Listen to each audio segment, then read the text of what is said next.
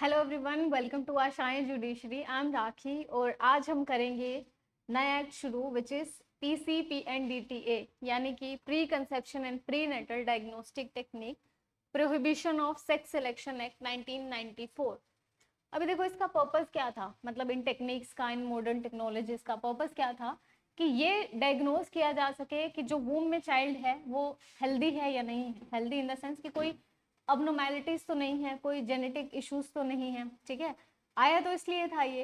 अब इसका यूज किस लिए होने लगा सेक्स डिटर्मिनेशन में, यानी कि ये चेक करने के लिए कि जो बच्चा है, जो वूम में चाइल्ड है, whether it is the girl और अ बॉय। ठीक है, अगर गर्ल है तो अबॉर्ट कर दिया, अगर बॉय है तो उसे रख लिया। ठीक है, फीमेल फिटिसाइड के केसेस बढ़ने लगे थे, इसलिए इन टेक्निक्स को रेगुलेट करने की जरूरत आन पड़ी।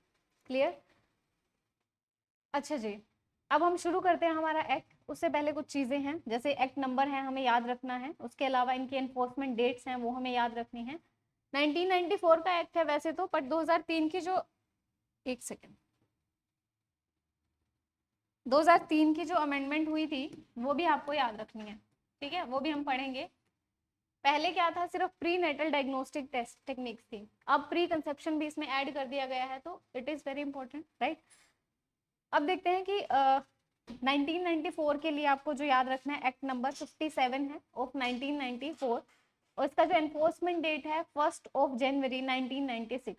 जनरली नेक्स्ट ईयर का होता है, तो इसमें 2 साल का गैप है, तो पूछे जाने की आशंका है। 1996 का है। उसके अलावा एक्ट नंबर 14 ऑफ 2003, ये भी आपको याद रखना है, और इसकी डेट ऑफ एनफोर्समेंट क्या है, 14 Feb 2003। क्लियर? अब देखते हैं ऑब्जेक्टिव से शुरू करते हैं। Act an act to provide for the prohibition of sex selection. पहली चीज ही लिख दी इन्होंने कि आप प्रोहिबिट कर रहे हैं, ये जो एक्ट है ये प्रोहिबिट कर रहा है सेक्स सिलेक्शन को। ठीक है, डिटरमाइन नहीं करना है हमें।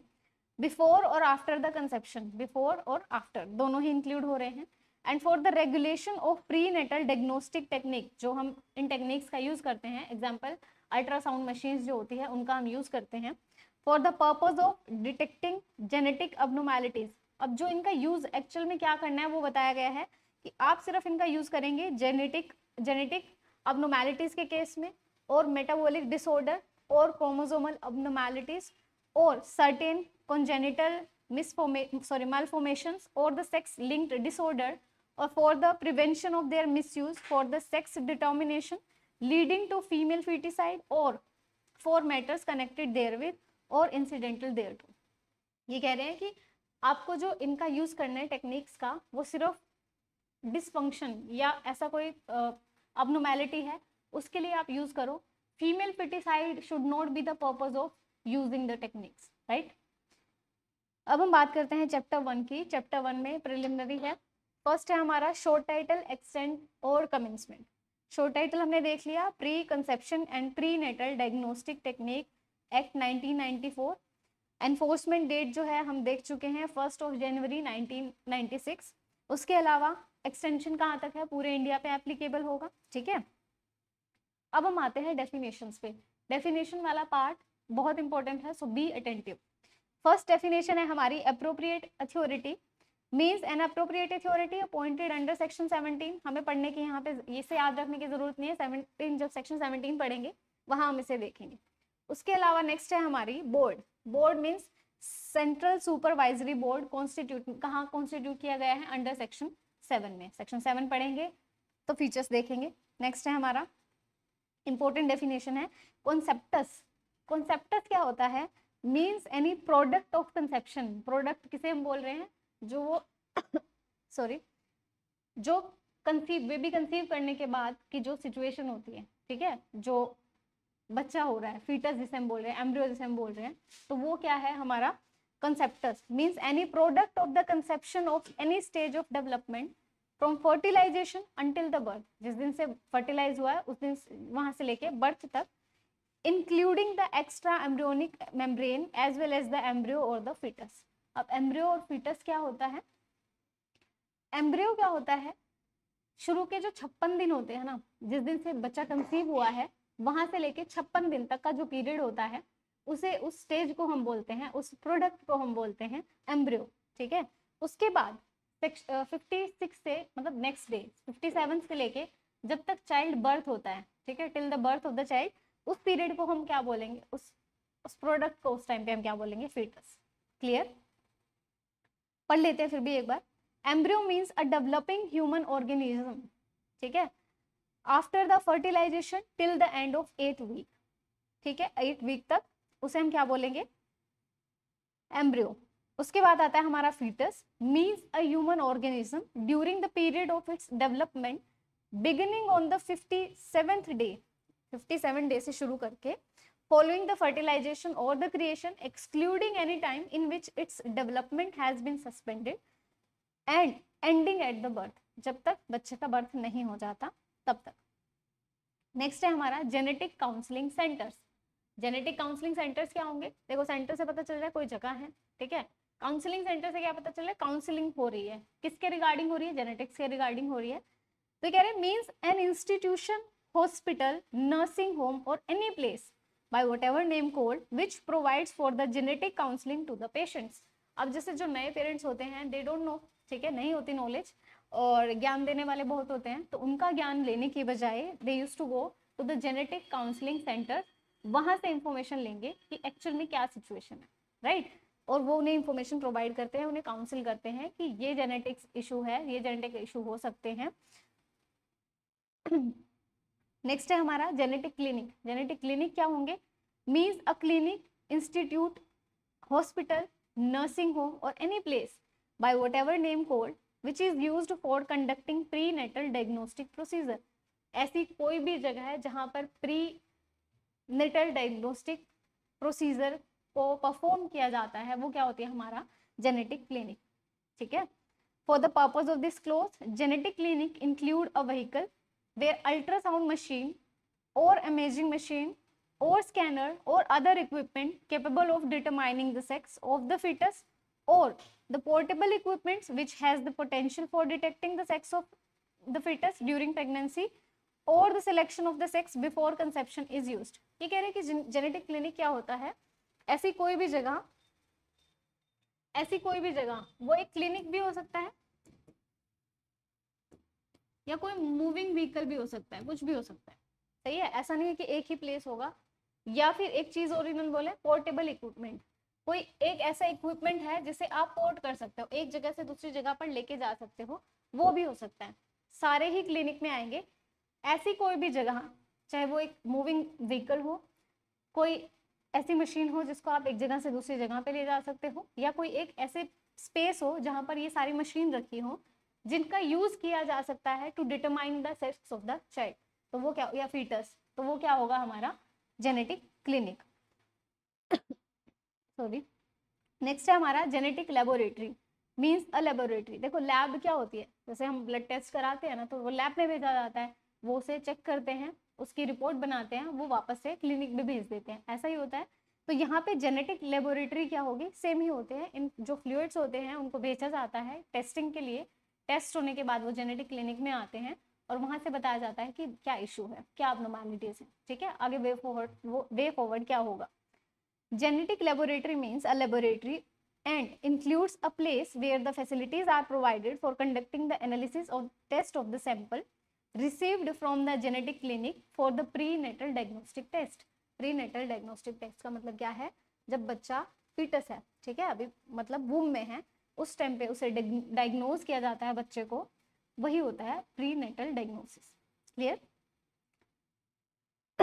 नेक्स्ट है हमारा गायनोकोलॉजिस्ट। गायनोकोलॉजिस्ट कौन होते हैं, जैसे फीमेल्स में अगर कोई भी इशू होता है, मेडिकल कोई प्रॉब्लम होती है, तो जनरली कहाँ जाते हैं, गायनोकोलॉजिस्ट के पास, ठीक है। यहाँ पे भी ये लिखा है, means a person who possesses a post graduate qualification in gynaecology और ऑब्स्टेट्रिक्स। अब गायनोकोलॉजी हमने बता दिया, स्टडी और treatment of the medical problem of a women.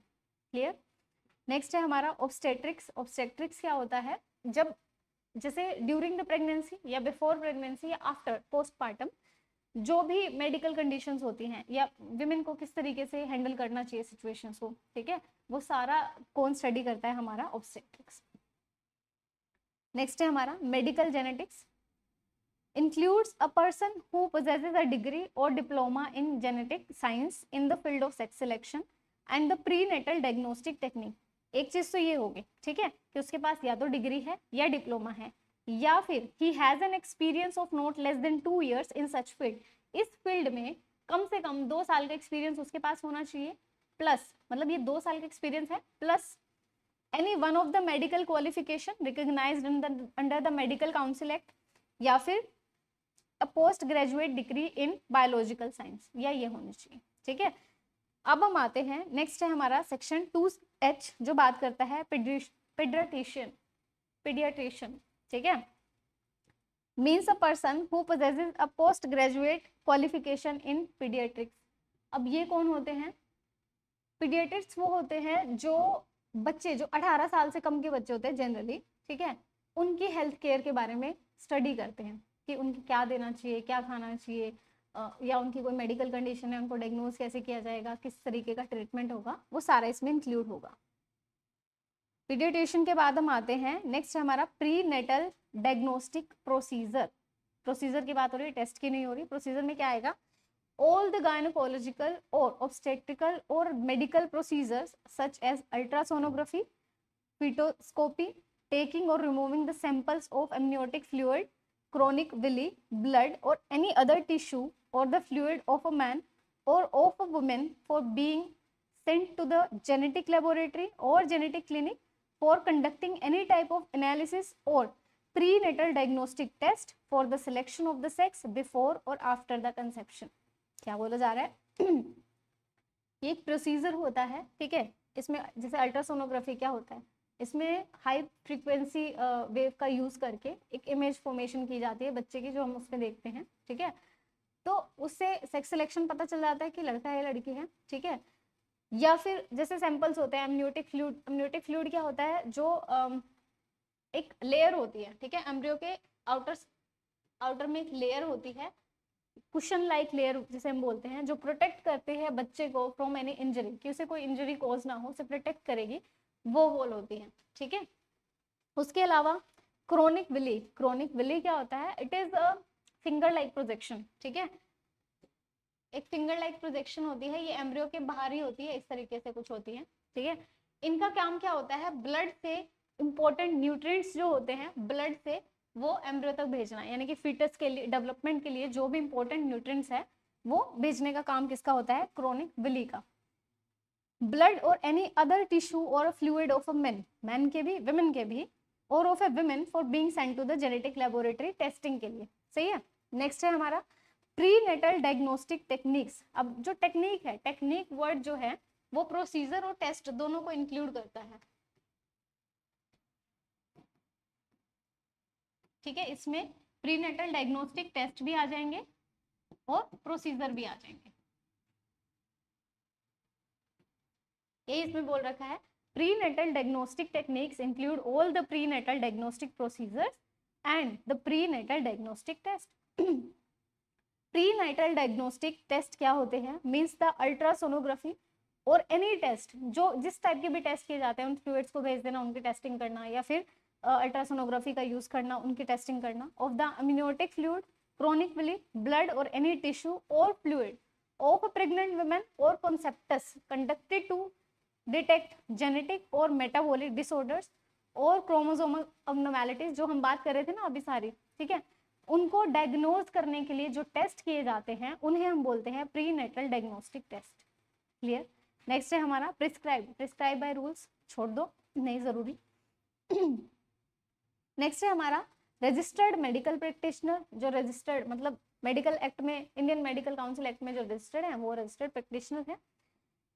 इसके बाद आता है हमारा regulation, means the regulation framed by the board under this act. इतना इंपॉर्टेंट नहीं है। ओ है important, sex selection including any procedure, techniques, test और एडमिनिस्ट्रेशन और प्रिस्क्रिप्शन और provision of anything for the purpose of ensuring or increasing the probability that an embryo will be of a particular sex। ये कह रहे हैं कि कोई भी ऐसी टेक्निक्स का यूज करना, किसी प्रोसीजर का यूज करना, या कोई ऐसा ड्रग जो है इंजेक्ट करना into the body of A women, जिससे इस चीज के चांसेस ज्यादा बढ़ जाएं कि जो बच्चा होगा वो मेल चाइल्ड ही पैदा हो, ठीक है, इसे हम बोलते हैं सेक्स सिलेक्शन। अब देखो दो चीजें हमने पढ़ी, एक होता है सेक्स सिलेक्शन, एक होता है सेक्स डिटर्मिनेशन। ठीक है। डिटर्मिनेशन का मतलब क्या था, हम डिटरमाइन कर रहे हैं। अब बच्चा तो पैदा हो, मतलब क्या है, कंसीव तो हो चुका है, कंसीव होने के बाद हम ये डिटरमाइन कर रहे हैं कि वेदर इट्स अ गर्ल और अ बॉय, ठीक है, वो तो होता है सेक्स डिटर्मिनेशन। सेक्स सिलेक्शन में वो टेक्निक्स भी आती है जिनका यूज करके हम ये इंश्योर करते हैं कि जो बच्चा होगा वो मेल चाइल्ड ही होगा, ठीक है, वो बाबा। नेक्स्ट है हमारा सोनोलॉजिस्ट और imaging specialist means a person who possesses any one of the medical qualifications recognized under the Indian Medical Council Act 1956 or who possesses a postgraduate qualification in ultrasonography और imaging techniques और radiology. देखो मैंने आपको बताया भी था, इसमें क्या होता है कि जो ये रेडियोलॉजी होता है या सॉरी इमेजिंग की टेक्निक्स होती है, सोनोलॉजी होता है, इनमें क्या होता है कि ये अल्ट्रा फ्रिक्वेंसी को यूज करते हैं, जिसे बोलते हैं हाई फ्रिक्वेंसी को यूज करते हैं, उनसे इमेज फॉर्मेशन करते हैं कि मतलब जो वूम में है वो चाइल्ड बॉय है या गर्ल, सारी सिचुएशन आ जाती है, दिख जाता है बच्चा, ठीक है। तो ये डिटरमाइन करा जा सकता है उससे। स्टेट बोर्ड क्या होगा, state board state supervisory board और a union territory supervisory board constituted under this act, section 16A में जब हम पढ़ेंगे वो। State government in relation to UT with legislature means the administrator of UT, UTs में administrator होते हैं, ठीक है, appointed by the president under article 290। जरूरत नहीं है पढ़ने की, बस रीडिंग इंपॉर्टेंट है। नेक्स्ट हमारा चैप्टर है चैप्टर सेकंड, जो बात करता है regulation of genetic counselling centre, genetic laboratories, genetic clinics. अब हमने ये तो समझ लिया कि काउंसलिंग सेंटर्स कौन से हैं, जेनेटिक लेबोरेटरीज क्या हैं और क्लिनिक्स क्या हैं। अब इनको रेगुलेट कैसे किया जाएगा, हम एक जनरली समझते हैं क्या कि इन सारों के हाथ में बहुत पावर होती है, ऐसा समझो, ठीक है। यानी कि ये लोग बता सकते हैं कि चाइल्ड क्या है, बॉय है या गर्ल है, ठीक है, उनमें कोई अबनॉर्मैलिटीज है या नहीं है, बहुत सारी चीजें ये बता सकते हैं। तो इनको रेगुलेट करना जरूरी है ताकि ये जो है अपनी इन टेक्निक्स का, अपने ये जो इक्विपमेंट्स है इनका मिसयूज ना करें। कुछ लोग होते हैं पैसा लेके बता देते हैं सेक्स सिलेक्शन या डिटरमाइन कर देते हैं, करके बता देते हैं कि वेदर इट्स अ बॉय और अ गर्ल। इलीगल है ये सारा चीजें, ठीक है, होती हैं, अभी भी हो रही हैं। पूरे तरीके से लगाम तो नहीं लगाए जा सकते किसी भी चीज पे, इलीगली सब चल रहा होता है, बट स्टिल इनको रेगुलेट तो किया जा सकता है थ्रू दिस एक्ट। फर्स्ट है सेक्शन 3 जो बात करता है regulation of genetic counselling centres, genetic laboratories and genetic clinics. On and from the commencement of this act, no genetic counseling centers, genetic laboratory or genetic clinic unless registered under this act shall conduct or associate with or help in conducting activities relating to the prenatal diagnostic techniques। पहली चीज तो ये कह रहे हैं कि अगर आपको इन टेक्निक्स का यूज करना है, यानी कि आप इन मशीन्स का यूज कर रहे हैं, तो आप यहाँ पे रजिस्टर्ड होने चाहिए, ये कंपल्सरी आपके लिए। ऐसा नहीं है कि मैं अल्ट्रासाउंड की मशीन कल को लिया हूँ और मैं ये करना शुरू कर दूं, मैं ऐसा नहीं कर सकती। I should be a registered practitioner. Next, no genetic counselling centre, genetic laboratory और जेनेटिक क्लिनिक शेल एम्प्लॉय और पोज टू बी एम्प्लॉयड और take services of any person whether on honorary basis और on a payment who does not possess the qualification as may be prescribed। ये कह रहे कि आप ना किसी ऐसे इंसान की हेल्प नहीं ले सकते हो इन प्रोसीजर्स में जिसको इसकी नॉलेज नहीं हो, नॉलेज इन द सेंस जिसके पास प्रॉपर क्वालिफिकेशन नहीं हो। क्लियर? ऐसा नहीं होता कि कुछ पैसे दे के रख लिया, ठीक है, ऐसे सिखा देंगे, ये काम करता रहेगा, हमारा काम चल रहा है, क्योंकि उन्हें तो ज्यादा पैसे देने पड़ेंगे, समझ लो। नेक्स्ट है हमारा no medical genetics, gynaecologist, pediatrician, registered medical practitioner or any other person shall conduct or pose to be conducted or aid in conducting by himself or through any other person any prenatal diagnostic test techniques at a place other than a place registered under this act। यानी कि उसी जगह पे होगा जहाँ जो place जो है रजिस्टर्ड है इस एक्ट में, क्योंकि हमने बात की थी ना पोर्टेबल मशीन्स भी होती हैं, तो आप उन्हें पोर्ट नहीं कर सकते, आप उन्हें लेकर नहीं जा सकते until and unless it's a registered place, right? Next है हमारा prohibition of sex selection. 3A जो है प्रोहिबिट करता है सेक्स सिलेक्शन को। हमने डिफरेंस देख लिया दोनों में क्या है। No person including a specialist और a team of a specialist in the field of infertility shall conduct or cause to be conducted or aid in conducting by himself or by any other person sex selection on a woman or a man or on both by any tissue, embryo, conceptus, fluid, gametes driven derived from either or both of them. आजकल क्या चल रहा है, sex selection को regulate करना भी बहुत ज़रूरी हो रहा है कि आप ऐसा नहीं कर सकते कि विमेन या मैन के कोई भी फ्लूइड्स को यूज़ करके उन्हें मॉडिफाई करके आप इस तरीके से प्लेस करो कि लड़का ही हो, आप ऐसा नहीं कर सकते, इट्स प्रोहिबिटेड। नेक्स्ट है हमारा prohibition on the sale of ultrasound machines etc to the person, laboratories, clinic etc not registered under the act। ये कह रहे हैं कि ऐसा नहीं है कि आप बस आप ही नहीं खरीद सकते, वो जो बेच रहा है इंसान वो भी उन्हें नहीं बेच सकता जो रजिस्टर्ड नहीं है। No person shall sell any ultrasound machine or imaging machine or scanner or any other equipment capable of detecting the sex of a fetus to any genetic counseling center, genetic laboratory, genetic clinic or other person not registered under this act। उन्हें आप नहीं बेच सकते हैं। Next है हमारा chapter 3। इसमें कुछ नहीं था, ये देखो सारा रेगुलेशन का काम में क्या था कि आप ये नहीं करोगे, क्या क्या नहीं करोगे, आप खुद से सेलेक्ट नहीं करोगे, डायग्नोज करके डिटरमाइन करके ये नहीं बताओगे कि बच्चा लड़का है या लड़की है, आप नहीं कर सकते ऐसा, ना ही आप पूछ सकते हैं ऐसा, ठीक है। सेक्स सिलेक्शन में भी प्रोहिबिशन है कि आप ऐसा भी नहीं कर सकते कि सेक्स सिलेक्शन के लिए जो टेक्निक्स का यूज करते हैं वो यूज करें, ठीक है। ना ही आप सेल कर सकते हो ऐसी कोई भी मशीन जिससे सेक्स को डिटरमाइन किया जा सके। नेक्स्ट है हमारा चैप्टर 3 जो बात करता है regulation of prenatal diagnostic techniques. अब उन टेक्निक्स को रेगुलेट कर रहे हैं, पहले तो अथॉरिटीज थी उन्हें रेगुलेट कर रहे थे, अब टेक्निक्स को रेगुलेट करते हैं, ठीक है। अथॉरिटीज में से स्टेक होल्डर्स जो हैं उन्हें रेगुलेट कर रहे थे।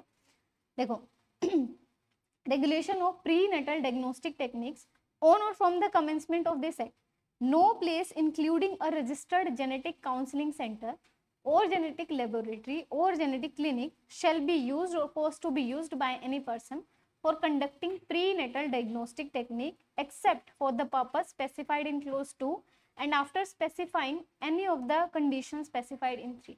ये कह रहे हैं कि आप जो है सिर्फ मेडिकल पर्पसेस के लिए उनका यूज करोगे, ठीक है। जो आगे हम बात करेंगे कौन कौन से मेडिकल सिचुएशंस है उनमें ही आप इन टेक्निक्स का यूज कर सकते हो, उसके अलावा नहीं कर सकते। कौन कौन सी है, क्लोज 2 हमारी बात करता है इसी बारे में।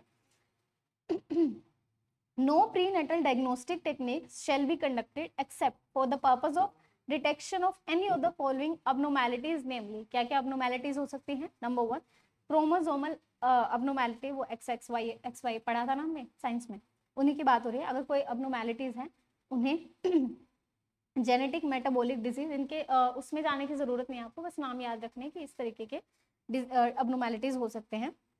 हीमियोग्लोबिनोपैथिक्स, ठीक है, पढ़ा लिखा हुआ है। Sex linked genetic disease, congenital abnormalities, any other abnormalities or disease as may be specified by the central supervisory board, ठीक है, जो उन्होंने डिटरमाइन कर दी। सॉरी थोड़ा सा गला खराब है, बियर कर लो।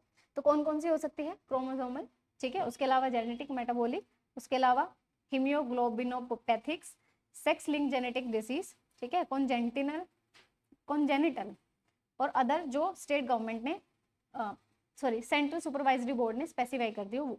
उसके अलावा है no prenatal diagnostic techniques shall be used और conducted unless the person qualified to do so is satisfied for the reason to be recorded in writing. Writing में रीजन रिकॉर्ड करना है कि किस लिए किया था। That any of the following condition are fulfilled, namely number 1 age of the pregnant women is about 35 years. Important है ये एज याद करना कि 35 साल से ऊपर की महिला है, ठीक है, जो प्रेग्नेंट है।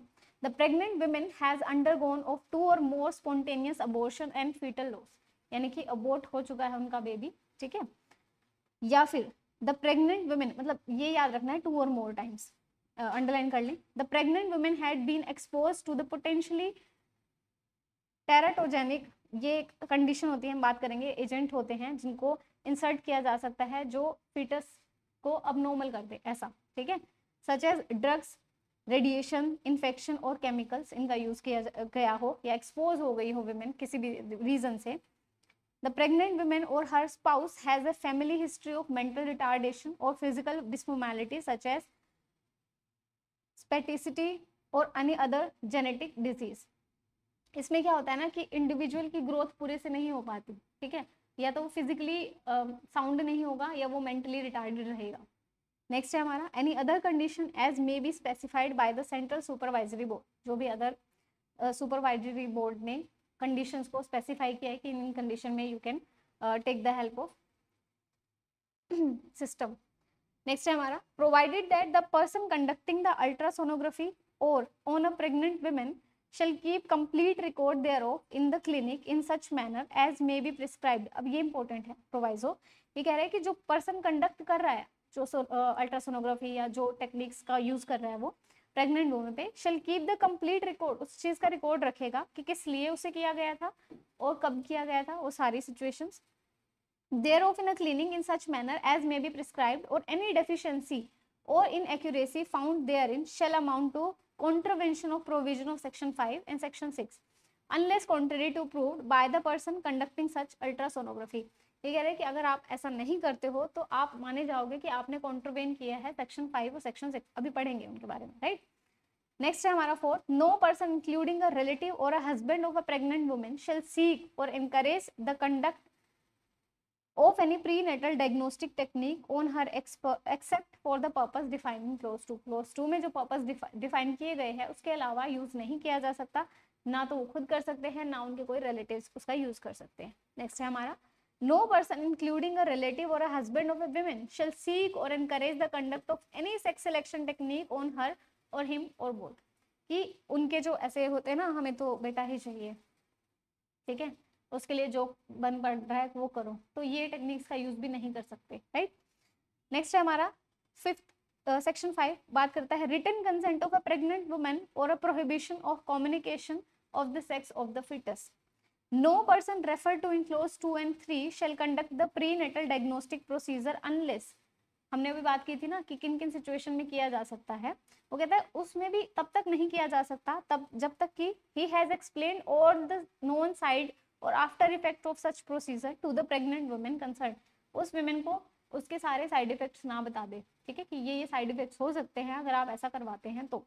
Next he has obtained in prescribed form her written consent, written में consent होनी चाहिए to undergo such procedure in the language which she understands, and third a copy of her written consent obtained under clause B is given to the pregnant woman। एक वो खुद रखेगा, दूसरी copy उस women को देगा कि आपने जो है कंसेंट दी है, उसके बाद ही हम आप पे ये प्रोसीजर जो है वो अप्लाई कर रहे हैं।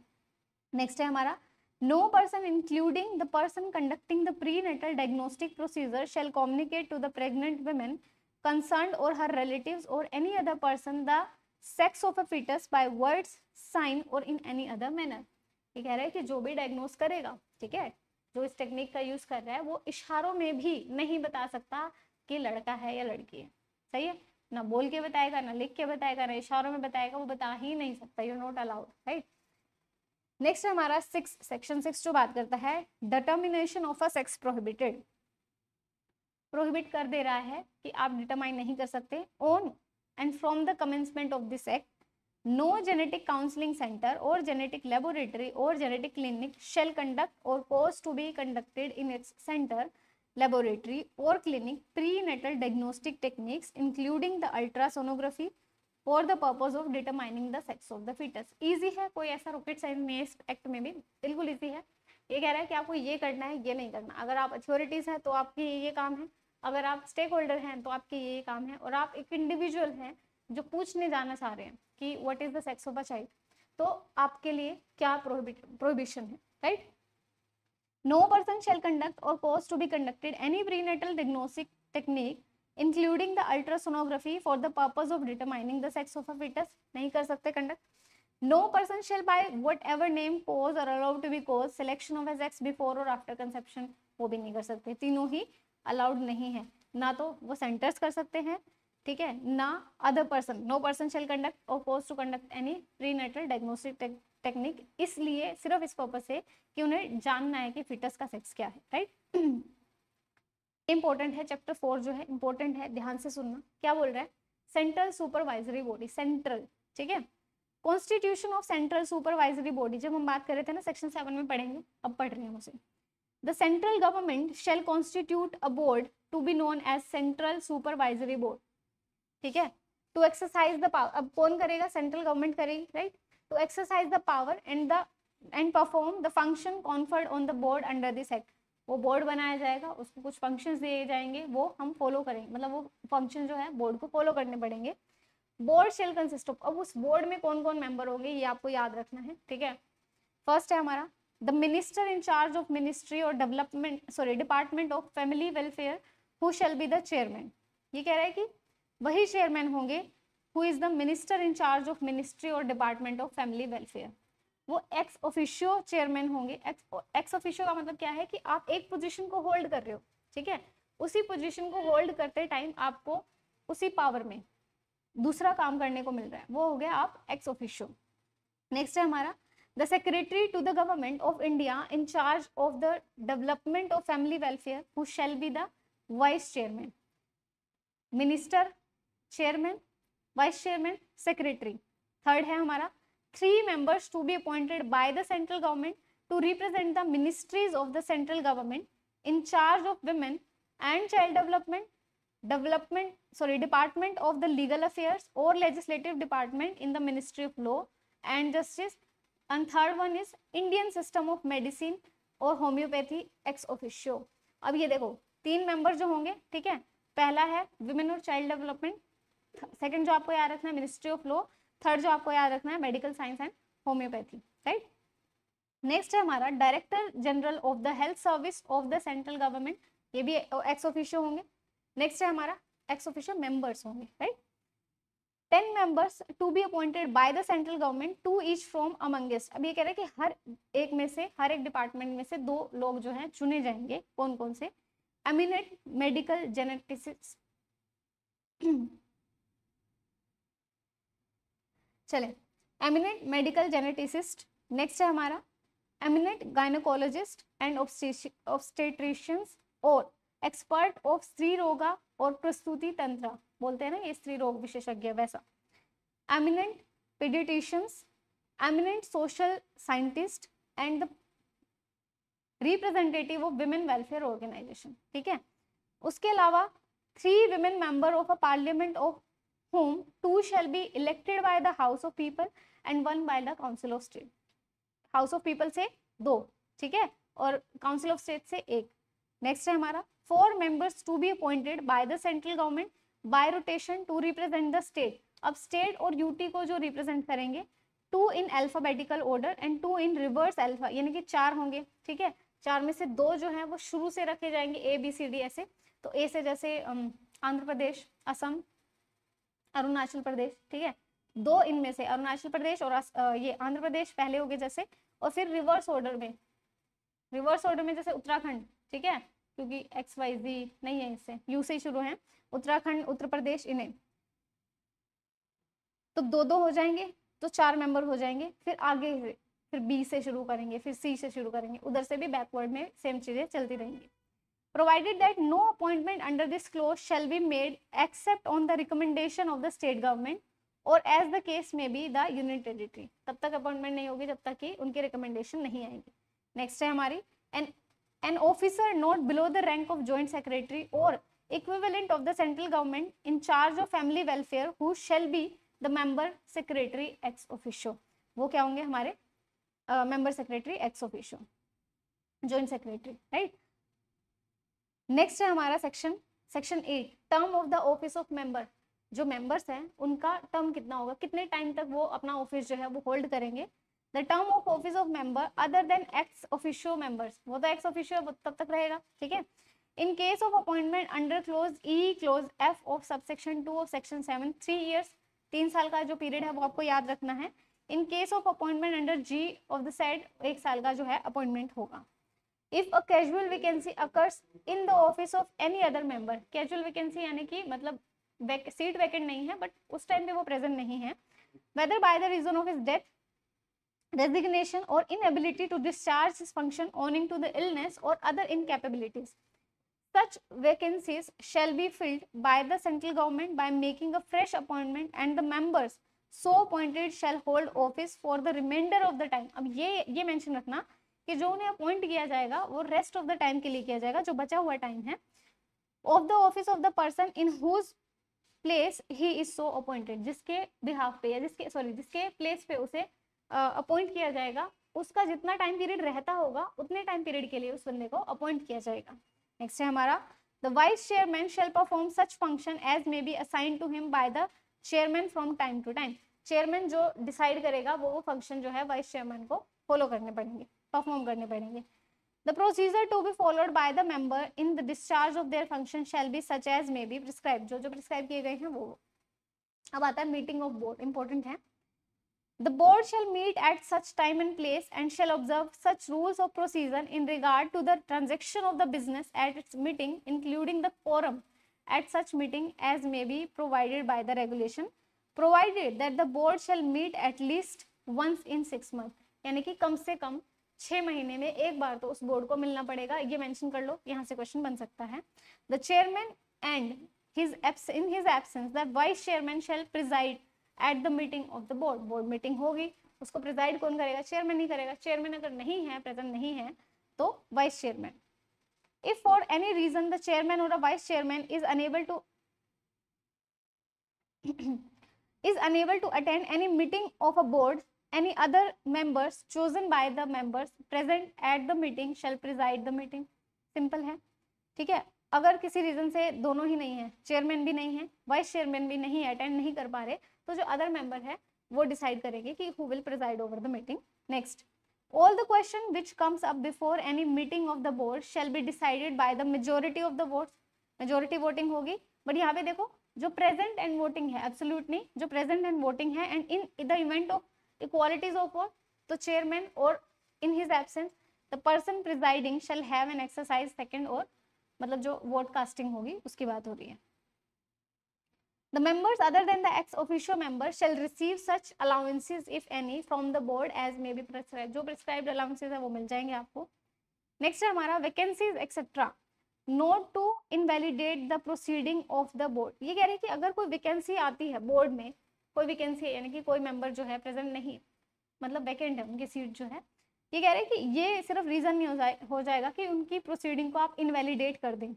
No act or the proceeding of a board shall be invalidated merely by the reason of number 1 vacancy in or any defect in the constitution of the board, कि जो बोर्ड है fully constituted नहीं है, properly constituted नहीं है, any defect in the appointment of a person acting as a member of the board, या फिर any irregularity in the procedure of the board not affecting the merit of the case। इन तीनों ही situation में आप ये नहीं कह सकते कि हमारी जो प्रोसीडिंग है वो इनवैलिडेट कर दी जाए। नेक्स्ट है हमारा temporary association of the person with the board for the particular purpose। The board may associate with itself in such manner or for such purpose as may be determined by the regulation any person whose assistance or advice it may desire in carrying out any of the provision of this act। ये कह रहा है कि ऐसा हो सकता है ना कि हमें किसी और की भी जरूरत पड़े हेल्प के लिए, एडवाइस के लिए, ठीक है। कह रहा है कि हम एसोसिएट को अपॉइंट कर सकते हैं जो असिस्ट करेगा, एडवाइस करेगा इस एक्ट के पर्पस को कैरी ऑन करने में। नेक्स्ट है हमारा a person associated with it by the board under subsection 1 for any purpose shall have a right to take part in the discussion. उसका राइट होगा कि वो डिस्कशन में, जो मीटिंग है उसकी डिस्कशन में पार्ट ले, relevant to that purpose but shall not have a right to vote. अब इसका राइट टू वोट नहीं है, ये याद रखना, ये मेंशन कर लेना डायरेक्ट में। He does not have a right to vote at the meeting of the board and shall not be member of any other purpose। जितना उसे बोला है उतना करने का, उसके अलावा ज्यादा दिमाग नहीं लगाने का, और उसकी कोई ऐसी पावर, ऐसा पावर नहीं है, बस एडवाइस की पावर है कि क्या करना चाहिए। सेकंड, नेक्स्ट है हमारा 12 अपॉइंटमेंट और officer and the other employees of the board. Other employees की बात हो रही है, हमने अथॉरिटीज को तो अपॉइंट कर दिया। For the purpose of enabling its efficiency to discharge its function under this act, the board may, subject to such regulations as may be made in this behalf, appoint whether on deputation or otherwise such member of officer and other employees as it may consider necessary। ये कह रहे हैं जितने जरूरी हो उतने हम रख लेंगे। नेक्स्ट है provided that the appointment of such category of the officer as may be specified in such regulation shall be subject to the approval of the central government। ये इंपॉर्टेंट है कि जो भी अपॉइंटमेंट होगे it shall be subject to the approval of central government. Central government जो है approve करेगी, उसके बाद अपॉइंटमेंट होगी। नेक्स्ट है एवरी ऑफिसर और other employ appointed by the board shall be subject to such conditions of the service and shall be entitled to such remuneration as may be specified in the regulation. जो उनकी remuneration है, जो मतलब उनको payment मिलेगी, payment क्या, salary मिलेगी, ठीक है, और वर्क कंडीशन क्या होगी वो अकॉर्डिंगली होंगे. नेक्स्ट है हमारा authentication of the orders and other instrument of the board. All the orders and the decision of the board shall be authenticated by the signature of the chairman. अभी कह रहे हैं कि जो भी डिसीजन आएगा, ठीक है, उस पर चेयरमैन के साइन होंगे, और any other member authorised by the board in its behalf, and all other instruments issued by the board shall be authenticated by the signature of the member secretary or any other officer of the board authorized in the like manner. ठीक है, ये क्या कह रहे हैं कि जो भी डिसीजन होंगे बोर्ड के वो ऑथेंटिकेट कैसे किए जाएंगे, या तो उस पर चेयरमैन साइन करेगा या कोई भी अदर मेंबर जिसको अथोराइज किया जाएगा bye the board. Other instrument की अगर हम बात करें जो बोर्ड इशू करता है, उनको कौन करेगा, authenticated by the member secretary या अदर ऑफिसर जो अपॉइंट किया जाएगा bye the board. Right. Next है हमारे, ये सारे रीडिंग के हैं सेक्शन जो जिन पे ज्यादा टाइम लगाने की जरूरत होगी. I will let you know कि यहाँ पे इस चीज को आप हाईलाइट कर लो या मेंशन कर लो अपने बैरक में. ठीक है. Disqualifications for the appointment as a member. A person shall be disqualified for being appointed as a member if he, कौन कौन सी कंडीशन हो सकती हैं. Number 1, he has been convicted or sentenced to the imprisonment for an offence which in the opinion of central government involves the moral turpitude.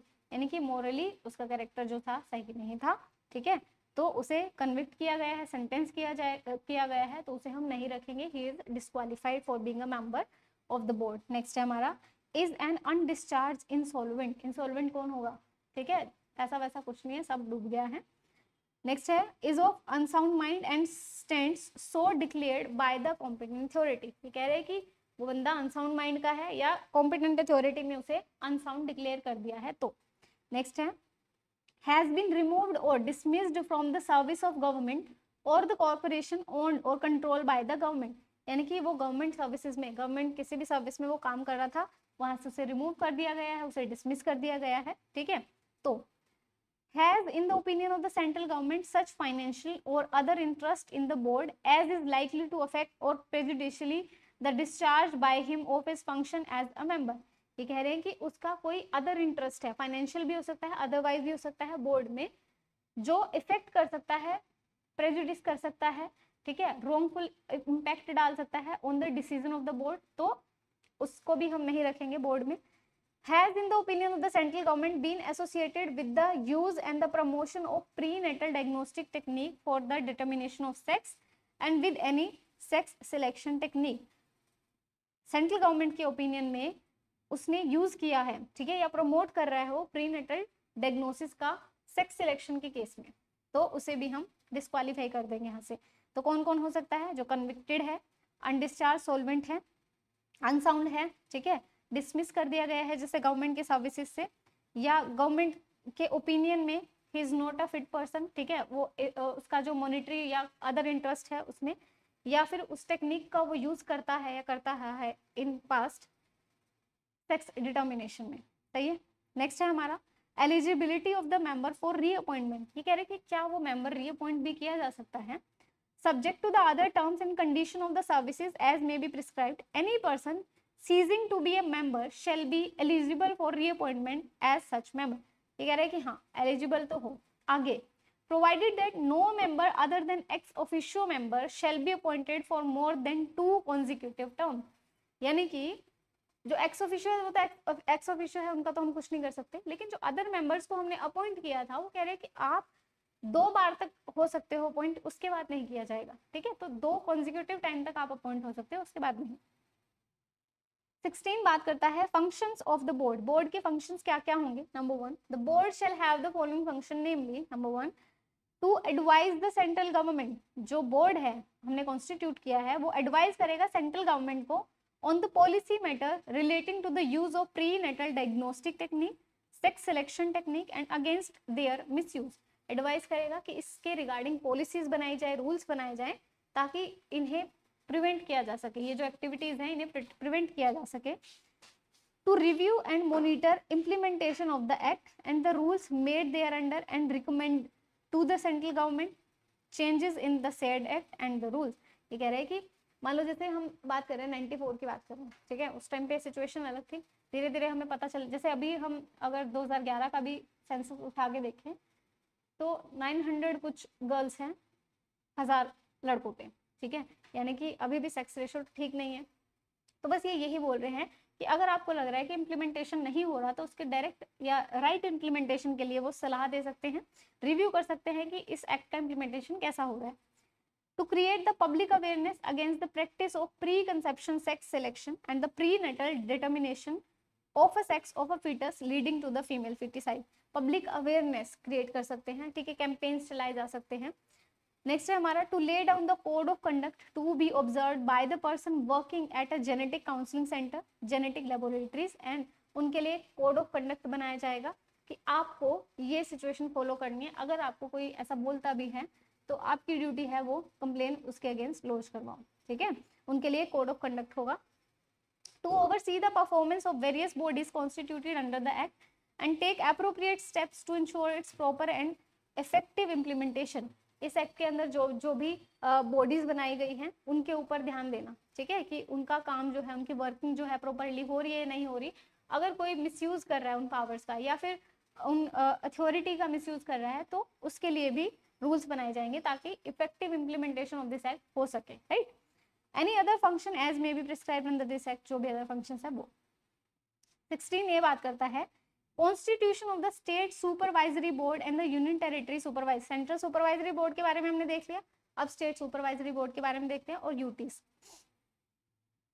Each state and UT having the legislature shall constitute a board to be known as the state supervisory board, UT भी बनाएगा और state भी बनाएगा, as the case may be, which shall have the following function। क्या क्या functions होंगे? Number 1, to create public awareness against the practice of preconception sex selection and prenatal determination of sex of a fetus leading to the female feticide in the state। Central level पे हमने देख लिया, ये कह रहे हैं कि स्टेट लेवल पे भी पब्लिक अवेयरनेस की जाएगी इसके regarding. Review the activities of the appropriate authorities functioning in the state and recommend the appropriate actions against them। State level पे जो अथॉरिटीज काम कर रही हैं उनको रेगुलेट करना, उनके कंडक्ट को रेगुलेट करना, ठीक है, कि वो अपनी मतलब जो काम है वो प्रॉपरली कर रहे हैं नहीं कर रहे हैं। तो monitor the implementation of the provision of the act and the rules and the make suitable recommendation relating thereto the board. ये कह रहे हैं कि इस एक्ट का प्रॉपर इम्प्लीमेंटेशन हो रहा है या नहीं होना ये इंश्योर करना, और बोर्ड को उसकी रिकमेंडेशन देना कि इसके रिगार्डिंग क्या क्या किया जा सकता है। To send such consolidated report as may be prescribed in respect of the various activities undertaken in the state under the act to the board and the central government। consolidated report बना के भेजना, ठीक है, जो भी activities हो रही है स्टेट में, स्टेट के अंडर बोर्ड को, ठीक है, और सेंट्रल गवर्नमेंट को। Any other function as may be prescribe under this act, इसके अलावा जो भी फंक्शन एक्ट में प्रिस्क्राइब है। नेक्स्ट है हमारा state board shall consist of. अब हमने सेंट्रल बोर्ड तो देख लिया, उसमें कौन कौन होगा, अब स्टेट बोर्ड में कौन कौन होंगे। Same ministry in charge of the health, जो स्टेट लेवल पे थे हमने वो सेंट्रल लेवल पे हमने देख लिया, स्टेट लेवल पे minister in charge of the health and family welfare in state में होंगे, वो ही एक्स ऑफिशियो चेयरमैन यहाँ पे बनेंगे। The secretary in charge of the department of health and family welfare who shall be the vice chairperson ex officio. जो ऊपर याद करा था सेम ही है, बस सेंटर की जगह स्टेट आ जाएगा और कुछ नहीं। सेक्रेटरीज और commissioner in the charge of departments of women and child development, social welfare, law, Indian system of medicine और होम्योपैथी एक्स ऑफिशियो और their representative. Director of health and family welfare and Indian system of medicine और homoeopathy of the state government ex officio, ये भी ex officio होंगे। ये मैं इसीलिए पढ़ रही हूँ क्योंकि इसमें समझाने वाला क्या है, नाम ही है ना। 3 women member of the legislative assembly and legislative council, वहाँ पे हमने क्या देखे थे, हाउस ऑफ पीपल, ठीक है, यहाँ पे LA और LC। देन हमारा 10 members to be appointed by the state government out of which 2 each shall be from the following categories। कौन कौन से, सेम ही है। eminent social scientist और a legal expert, eminent women activist from the non government NGOs जिसे हम बोलते हैं, और otherwise eminent gynecologist or obstetricians or expert of स्त्री रोग एंड प्रसूति तंत्र, ठीक है, eminent pediatricians or the medical geneticist, eminent radiologist or sonologist. सही है. An officer not below the rank of joint secretary in charge of family welfare who shall be the member secretary ex officio. बस ये याद रखना है, rank of joint secretary. The state board shall meet at least once in 4 months. ऊपर 6 महीने में एक बार, यहाँ पे 4 महीने में एक बार. गलती नहीं करनी, मेंशन करके रखना. The term of the office of a member other than an ex officio member shall be 3 years. Time duration क्या है? 3 साल का है. If a vacancy occur in office of any member other than the ex officio member, it shall be filled by making the fresh appointment. ये कह रहा है अगर कोई वैकेंसी होती है तो फ्रेश अपॉइंटमेंट की जाएंगे. Other than the ex officio, x officio का यहाँ पे तो सिलेक्शन नहीं हो सकता ना, अपॉइंटमेंट यहाँ तो नहीं होगा, right. If a member of a legislative assembly or a member of legislative council who is a member of the state board become the minister or speaker or deputy speaker or legislative assembly or chairperson or deputy chairperson of the legislative council, he shall cease to be the member of the state board. उसी दिन से he'll not be considered as a member of a state board. Next है 1/3 of the total number of the member of a state board shall constitute the quorum. अब quorum कितना में बनेगा? 1/3 में बनेगा, ये mention करके रखना, ठीक है. The state board may co-opt a member as and when required, provides that the number of co-opted members does not exceed 1/3 of the total strength of the state government. ये याद रखना है कि co-opt जो member हैं, ठीक है, उनकी strength 1/3 से ज्यादा नहीं होनी चाहिए. सही है. नेक्स्ट है हमारा the co-opted members shall have the same powers and function as other members. Same ही बात है, ठीक है, except the right to vote नहीं होगा उनके पास, and shall abide by the rules and regulation. Next है हमारा in respect of the matter not specified in the section the state board shall follow the procedure and condition as are applicable to the board. जो board पे applicable है same उन्हें भी follow करना पड़ेगा, right. Start हो गई. अच्छा, next one is chapter 5 which talks about the appropriate authority and the advisory committee, right. तो सेक्शन 17 हमारा बात करता है appropriate authority and advisory committee के बारे में. देखो, स्टेट गवर्नमेंट और सेंट्रल गवर्नमेंट जो है अपॉइंट करती हैं एप्रोप्रिएट अथॉरिटी को. सेंट्रल गवर्नमेंट सबसेक्शन 1 में क्या बोल रहे हैं? The central government shall appoint by notification in the official gazette one or more appropriate authority for each of the union territory for the purpose of this section. ठीक है, कि हर UT के लिए सेंट्रल गवर्नमेंट जो है appoint करेगी, right. Next है हमारा the state government shall appoint by notification in the official gazette one और more appropriate authority for the whole और part of the state for the purpose of this act having regard to the intensity of the problem of prenatal sex determination leading to female foeticide. ये कह रहे हैं कि state government जो है appoint करेगी appropriate authority को या तो पूरे स्टेट के लिए या कुछ पार्ट ऑफ द स्टेट के लिए, ठीक है. पर्पस जो हमें पता है वही है कि प्रीनेटल सेक्स डिटर्मिनेशन से रिलेटेड जो भी इशू है उन्हें टैकल करने के लिए. आगे जो फंक्शंस आएंगे उनमें हम बात करेंगे कि क्या क्या फंक्शन है हमारे एप्रोप्रिएट अथॉरिटी के. नेक्स्ट है हमारा officer appointed as a appropriate authority under subsection 1 and subsection 2 shall be. कौन होंगे? Number 1, when appointed for the purpose for the whole of the state or union territory consisting of the following 3 member. 3 member की होगी. Number 1, an officer or above the rank of joint director of health and family welfare, जो chairperson होंगे उसके, ठीक है. Next है हमारा an eminent women representing the women या representing the women organization, जो women organization को represent करेंगी, ऐसे एक eminent women. The third one is an officer of law department of the state and union territory concerned. सही है. अब आते हैं हम प्रोवाइजो पे. प्रोवाइजो इंपॉर्टेंट है. क्या कहता है? Provided that it shall be the duty of state and the union territory concerned to constitute multi-member state and union territory level appropriate authority within 3 months of coming into the, मतलब जब से ये act picture में आया है उसके 3 महीने के अंदर अंदर अथॉरिटी बन जाएगी, ठीक है. Provided further that and any vacancy occurring therein shall be filled within 3 months of that occurrence. B क्या कह रहे हैं?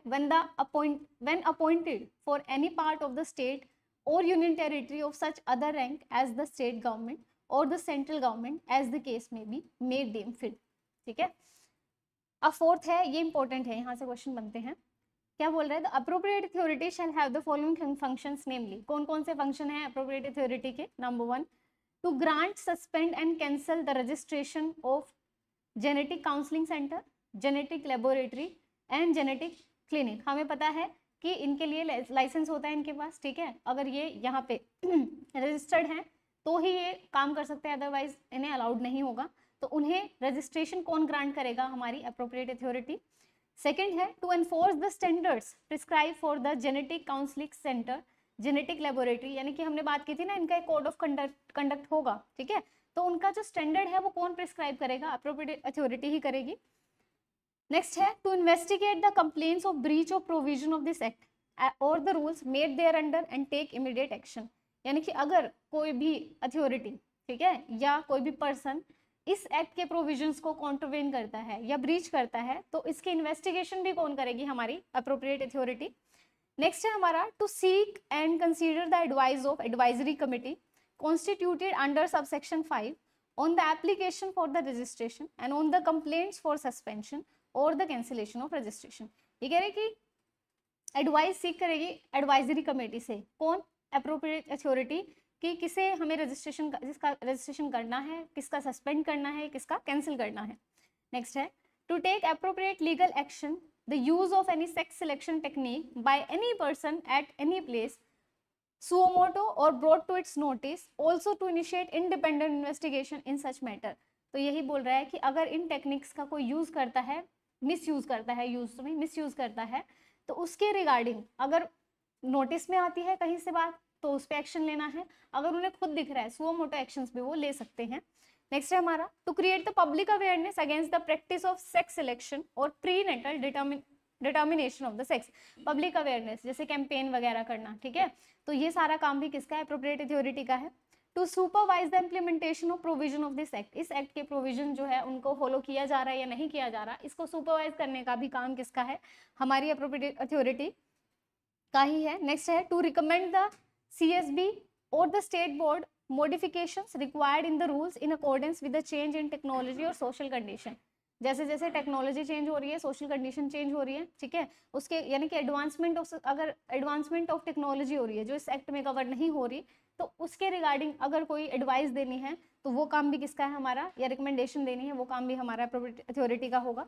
To take action on the recommendation of advisory committee made after the investigation of complaint for suspension और cancellation of registration, action लेना भी इसी का काम है। नेक्स्ट है हमारा the central government or the state government as the case may be shall constitute an advisory committee for each appropriate authority to aid and advise the appropriate authority in the discharge of its function and shall appoint one of the member of advisory committee to be its chairman। क्या कह रहे हैं?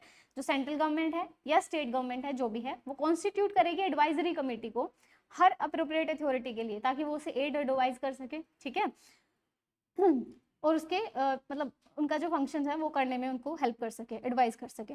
अब जो advisory committee हमने देख लिया appropriate authority में कौन कौन आएंगे, 3 एमिनेंट मेंबर्स जो आएंगे। अब एडवाइजरी कमेटी में कौन कौन आएगा? 3 advisory committee consist of 3 medical expert from amongst the gynaecologist होंगे ऑफ कोर्स, ठीक है, ऑब्स्टेट्रिशियंस जिनकी हमने बात की थी ऊपर, ठीक है, और पीडियाट्रिशियंस और द मेडिकल जेनेटिसिस्ट, सही है। नेक्स्ट है हमारा एक लीगल एक्सपर्ट होगा, ठीक है, one officer to represent the department dealing with the information and the publicity of the state government or the union territory as the case may be। The next one is 3 eminent social workers of whom not less than 1 shall be amongst the representative of women organization। clear? इसमें कोई वो नहीं है। देखो advisory committee है तो advice वही करेंगे जिनके पास नॉलेज होगी, जिनको उस चीज का एक्सपीरियंस होगा, right. Next one is 7 no person who has been associated with the use or the promotion of prenatal diagnostic technique for determination of sex and sex selection shall be appointed as a member of advisory committee। वो कह रहे हैं कि अगर कोई भी ऐसा person जो इन एक्टिविटीज में इंडल्ज होगा, ठीक है, वो अपॉइंट नहीं किया जाएगा as a member of advisory committee. Next है एडवाइजरी कमिटी में meet as and when it think fit on the request of appropriate authority for consideration of any application for registration or any complaint for the suspension or cancellation of registration to give advice there। ये कह रहे हैं कि जो advisory committee है कब मिलेगी? when it think fit, जब उन्हें लगेगा, और on the request of appropriate authority, किस लिए मिलेंगी? For consideration of any application for the registration और the complaint for suspension cancellation etcetera. Proviso कह रहे हैं provided that the period intervening between any two meeting shall not exceed the prescribe period, तो जितना period prescribe है उससे ज़्यादा time period exceed नहीं करेगा। नेक्स्ट वन है the term in the condition subject to which a person may be appointed to the advisory committee and the procedure to be followed by such committee in the discharge of its function shall be such as में, जो भी time prescribe होगा और जो भी term and condition prescribe होगी उसके according चलता रहेगा। अब आता है हमारा 17A इंपॉर्टेंट है, power of appropriate authority. Appropriate authority की पावर्स क्या क्या होंगी? Number 1, the appropriate authority shall have the power to respect of the following matters, namely, ऊपर तो हमने ड्यूटीज देखी थी, पावर्स देखते हैं। Summoning of any person, summon करके मतलब बुलाना, who is in the possession of any information relating to the violation of the provisions of any act or the rules made thereunder। ये कह रहे ऐसा कोई भी इंसान जिसको नॉलेज है कि कुछ ऐसा हुआ है जो कॉन्ट्रावेन कर रहा है प्रोविजन ऑफ दिस एक्ट, उसे समन करना। नेक्स्ट है प्रोडक्शन ऑफ एनी डॉक्यूमेंट और the material object relating to the cause, documents को प्रोड्यूस करने के लिए बोल सकती है। Issuing the search warrant for any place suspected to be indulging in sex selection techniques or prenatal sex determination, मतलब उनके अगेंस्ट वारंट इशू करना, सिंपल है, समन भेजना, डॉक्यूमेंट प्रोड्यूस करना और वारंट इशू करना। Any other matter which may be prescribe, दूसरा जो भी मैटर है। अब आते हैं हम चैप्टर 6 पे, registration of genetic counselling centres, genetic laboratories and genetic. अब ये है, इनके बारे में हमने पढ़ लिया पर इनके रजिस्ट्रेशन की बात हमने अब तक नहीं की, तो वो हम करेंगे। Registration of genetic counselling centres, genetic laboratories और genetic clinics. No person shall open any genetic counselling centre, genetic laboratory और जेनेटिक क्लिनिक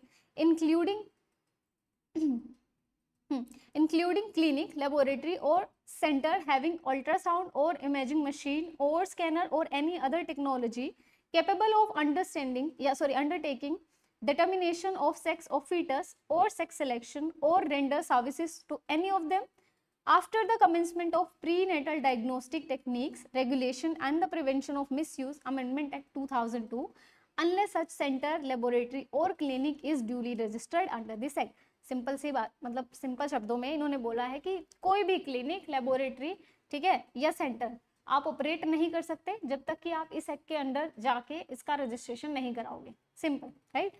सेकंड कह रहा है कि every application for registration under subsection 1 shall be made to appropriate authority in such form, इसी form में होगी और in such manner and shall be accompanied by such fees as may be prescribe. अब registration कराने के लिए fees तो चाहिएगी, तो उस फीस के साथ अकम्पनी होनी चाहिए, यानी कि एप्लीकेशन विद फीस।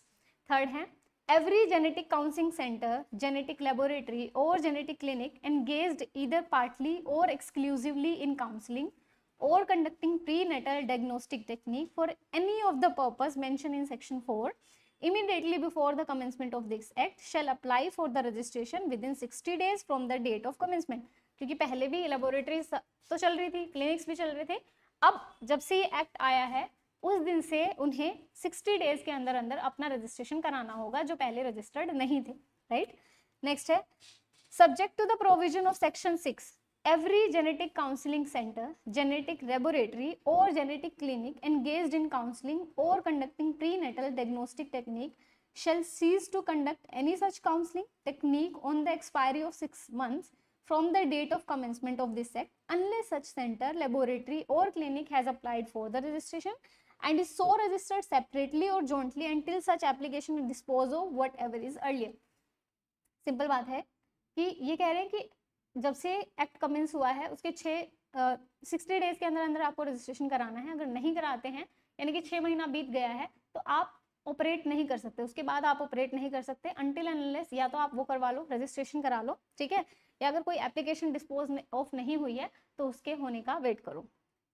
नेक्स्ट है no genetic counselling centre, genetic laboratory और genetic clinic shall be registered under this act unless the appropriate authority is satisfied that such center, laboratory or clinic is in a position to provide such facility, maintain such equipment standard as may be prescribed। ये कह रहे तब तक आप उन्हें registration, उनका registration नहीं करोगे जब तक कि उनके पास प्रॉपर फैसिलिटीज नहीं है या उनके पास इक्विपमेंट्स नहीं है या इक्विपमेंट मेंटेन करने के लिए बाकी की फैसिलिटीज नहीं है। नेक्स्ट है हमारा 19 सर्टिफिकेट ऑफ रजिस्ट्रेशन।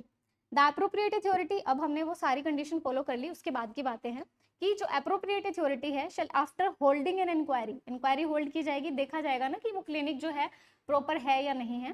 तो after holding an inquiry and after satisfying itself that the application has complied with all the requirement of this act and the rule made thereunder and having regards to the advisory of the advisory committee in this behalf grant a certificate, उस जो registration का certificate है उन्हें grant किया जाएगा, जब तक वो सेटिस्फाई नहीं होंगे तब तक नहीं दिया जाएगा। After satisfaction they will give या grant the certificate of registration in prescribed form jointly or separately to genetic counseling center, genetic laboratory or genetic clinic as the case may be। यानी कि अगर वो jointly अप्लाई करते हैं तो jointly भी उन्हें सर्टिफिकेट दिया जा सकता है, सेपरेटली अप्लाई करते हैं तो सेपरेट दिया जाएगा। If after the inquiry and after giving an opportunity of being heard to the applicant and having regard to the advice of the advisory committee, the appropriate authority is satisfied that application has not been complied with the requirement of this act and the rule, it shall for the reason to be recorded in writing reject the application for registration। ये कह रहे हैं कि अगर आप standard से meet नहीं करते तो आपकी एप्लीकेशन जो है वो रिजेक्ट हो जाएगी। Every certificate of registration shall be renewed in such manner after such period on the payment of such fee as may, जो भी प्रिस्क्राइब फीस है और पीरियड है अकॉर्डिंगली जो है आपका सर्टिफिकेट रिन्यू होता रहेगा। Certificate of registration shall be displayed by the registered genetic counseling center, genetic laboratory or the genetic clinic in conspicuous place at its place of business। जब भी हम जाते हैं किसी क्लिनिक वगैरह में तो वहाँ पे दीवार पे उन पे लगाया होता है उनका सर्टिफिकेट कि हाँ हम सर्टिफाइड हैं, रजिस्टर्ड हैं, तो वो ऐसे पार्ट पे लगाना चाहिए which can be seen by everyone who is entering the room, right. Next हमारा है कैंसिलेशन और सस्पेंशन ऑफ रजिस्ट्रेशन। अब हमने रजिस्ट्रेशन कर दिया, अब क्या ऐसा सिचुएशन भी आ सकता है कि उसे कैंसिल करने की जरूरत पड़े अगर वो कॉन्ट्रावेन करते हैं any of the provision of this act? तो बिल्कुल हो सकती है। The appropriate authority may suo motu or complain issue a notice to the genetic counseling center, genetic laboratory or genetic clinic to show cause why its registration should not be suspending or cancelled for the reason mentioned in the notice। Notice में कोई भी reason mention कर दिया जा सकता है, जैसे आप इलीगली सेंटर चला रहे हो, जैसे कुछ ऐसे होते हैं कि किसी के बेसमेंट में ये एक्स्ट्रा वो रखे होते हैं, इक्विपमेंट्स रखे होते हैं फॉर द सेक्स सिलेक्शन और सेक्स डिटर्मिनेशन, तो अगर आप इनका यूज कर रहे हो और कंप्लेन आपके अगेंस्ट गई है तो आपको एक शो कॉज नोटिस दिया जाना, मतलब आप एक शो कॉज नोटिस देंगे कि किस वजह से आपका जो रजिस्ट्रेशन है वो कैंसिल नहीं किया जाना चाहिए। If after giving a reasonable opportunity of being heard to the, मतलब उन्हें भी दिए जा रहे, ऑडियो अल्टरम पार्टम का वो है हमारे सिद्धांत, genetic counseling center, genetic laboratory or genetic clinic and having regard to the advice of the advisory committee, the appropriate authority is satisfied that there has been a breach of provision of this act। appropriate authority का काम यही है investigate करना, और उन्हें ऐसा लग रहा है, they are satisfied कि हाँ कॉन्ट्रवेंशन तो हुआ है, or the rule it may without prejudice to any criminal action that it may take against such center, laboratory or clinic suspend its registration for such period as it may think fit for the cancel or cancel its registration as the case में भी। ये कह रहे हैं कि अगर आपने कॉन्ट्रावेन किया है तो ऐसा नहीं है कि आपके ऊपर क्रिमिनल चार्ज नहीं लगेंगे, सिर्फ रजिस्ट्रेशन आपका कैंसिल कर दिया जाएगा। रजिस्ट्रेशन तो कैंसिल होगा और जो क्रिमिनल चार्जेस आपके अगेंस्ट फ्रेम किए जाएंगे वो अलग होंगे। नेक्स्ट है हमारा notwithstanding anything contained in subsection 1 and subsection 2, if the appropriate authority is of the opinion that it is necessary or expedient to do so in the public interest, it may for the reason to be recorded in writing suspend the registration of genetic counseling center, genetic laboratory and genetic clinic without issuing any such notice refer to इन सब। अगर उन्हें लगता है कि public interest में उन्हें बिना अपॉर्चुनिटी ऑफ बीइंग हर्ड उन्हें दिए पहले ही रजिस्ट्रेशन कैंसिल कर देना चाहिए तो they can do so, they have the power to do so, right. Next है हमारा अपील, ठीक है, अपील भी की जा सकती है। जो जेनेटिक काउंसलिंग सेंटर है, जेनेटिक लेबोरेटरी है या जेनेटिक क्लिनिक है में विद इन 30 डेज, तो ये period of 30 days is important for pre, 30 दिन के अंदर अंदर from the date of receipt of the order of suspension और the cancellation of registration passed by the appropriate authority under section 20, prefer an appeal against such order to, कहाँ appeal की जा सकती है? Number 1 central government where the appeal is against the order of the central appropriate authority, ठीक है। और state पे कब कर सकते हैं? जब स्टेट एप्रोप्रिएट अथॉरिटी जो है वो ऑर्डर देती है या कैंसिल करती है आपका रजिस्ट्रेशन। यहाँ तक आपका पार्ट खत्म। चैप्टर 6 खत्म। चैप्टर 7 बात करता है ऑफेंसेस एंड पेनल्टीज की। अब हमने ऑफेंसेस तो ऊपर देख लिए क्या क्या हो सकते हैं। अब उनकी अगर आप उन्हें उनका कॉन्ट्रवेंशन करते हो, ठीक है, आप उन्हें फुलफिल नहीं करते हो, फॉलो नहीं करते हो प्रोसीजर को, तो आपके ऊपर पेनल्टीज लग सकती हैं। क्या क्या? Prohibition of advertisement relating to the prenatal determination of sex and the punishment for contravention, कि आप एडवर्टाइज नहीं कर सकते हो prenatal determination of sex के लिए, ठीक है, कि आप आके आप चेक करवा सकते हैं कि लड़का है लड़की है, ऐसे एडवर्टीजमेंट आप नहीं कर सकते, करते हैं तो पनिशमेंट है।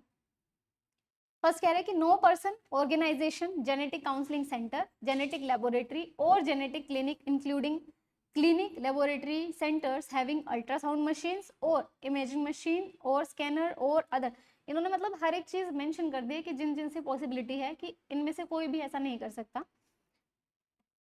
और any other technology capable of undertaking the determination of sex of fetus or sex selection shall issue, publish, distribute, communicate, cause to be issue, publish, distribute और communicate any advertisement in any form, किसी भी form में नहीं होगी, including the internet, regarding the facilities of prenatal determination of sex or the sex selection before conception available at such center, laboratory, clinic or any other place।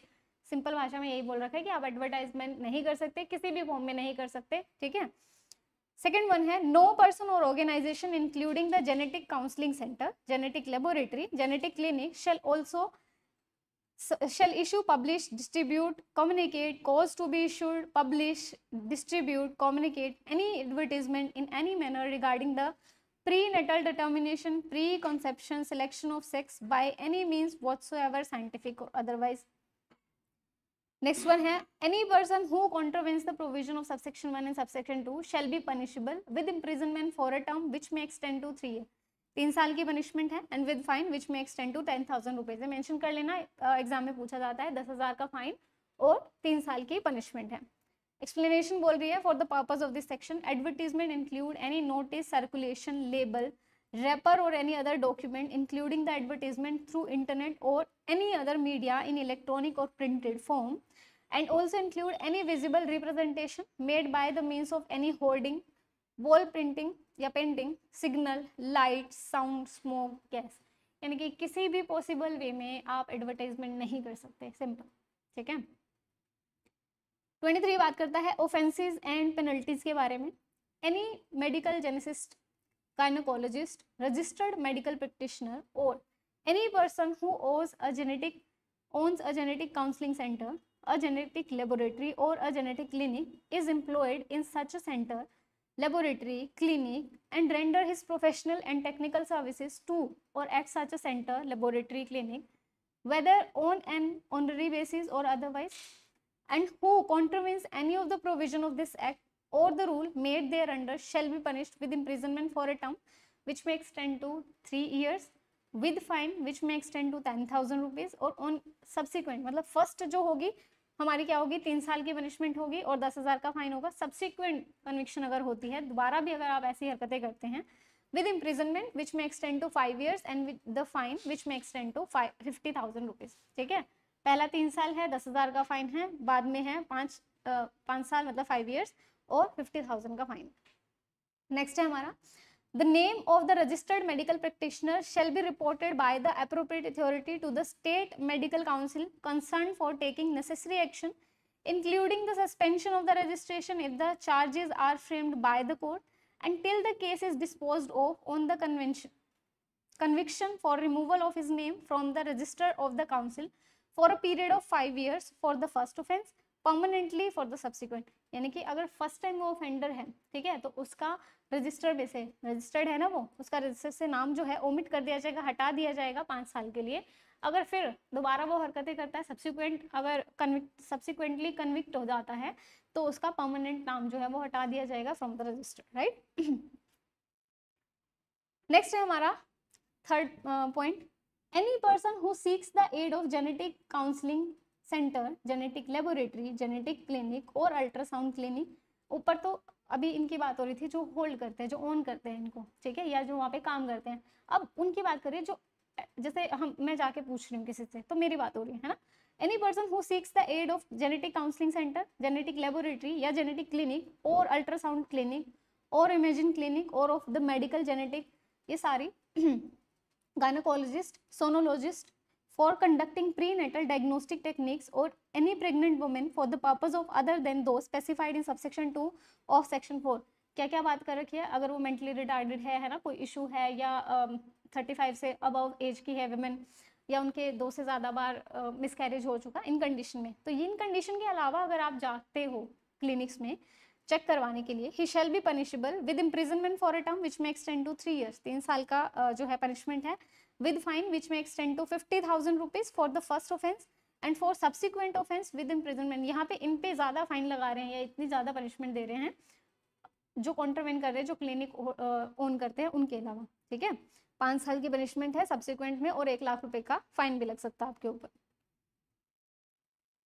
Next है हमारा, for the removal of doubt it is hereby provided that the provision of subsection 3 shall not apply to the women who compelled to undergo such diagnostic technique और सच selection. यानी कि कभी कभी ऐसा होता है कि women don't want to check their baby, है ना, but still under pressure they have to do so। तो वो कह रहे हैं कि उन women's को फिर हम वो नहीं करेंगे, उनके ऊपर कोई जो है एक्शन नहीं लिया जाएगा, उन्हें ऑफेंस की कैटेगरी से बाहर रखा जाएगा।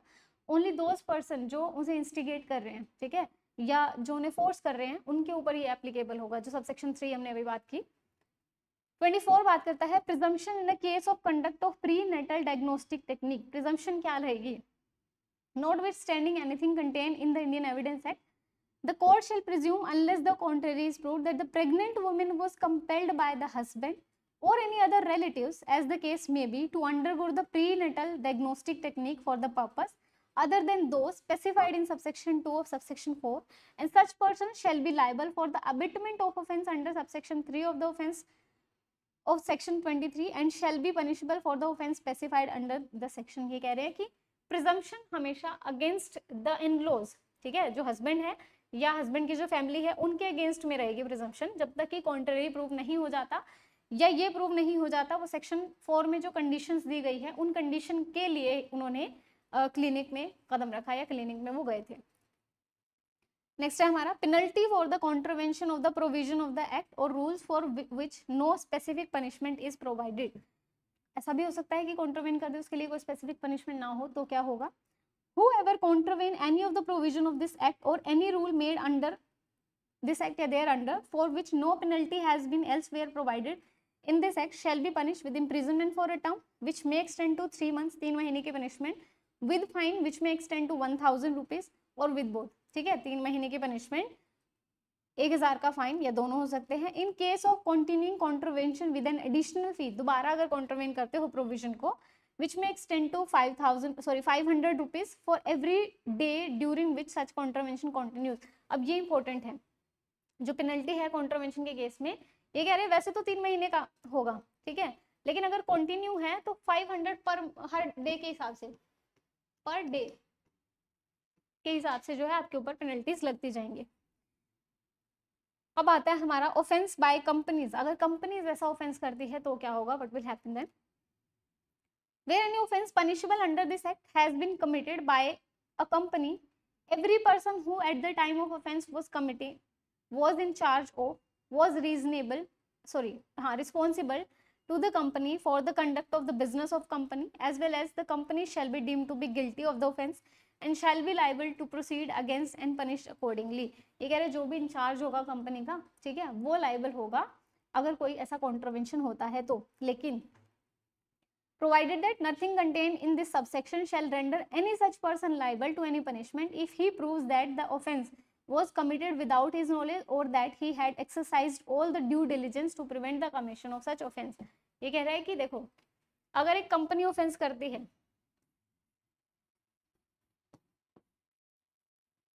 ठीक है, तो इसके